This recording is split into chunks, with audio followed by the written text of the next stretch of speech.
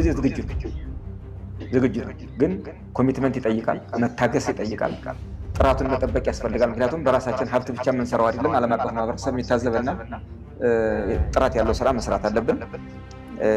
በዲዲአር የወጣው ኃይልም በገባው ቃል መሰረት ለሰላም ያለውን ቁርጠኝነት አረጋግጦ መቀጠል አለበት። ከማህበረሰቡ ጋር በመሆን ተመልሶ ወደ ታጣቂው በመግባት ብቻ ሳይሆን ህዝቡ ጋር ሆኖ ሰላማዊ ትግል በማድረግ ጫና በማድረግ ነው የሚፈታ ዘላቂ መፍትሄ እንዲመጣ ማድረግ ያለበት እንጂ ተመልሶ ከገባ የተወሰነ ግጭት ውጊያ ሊኖር ይችላል። ያው የሚታወቀው ክራይሲስ መልሶ ነው።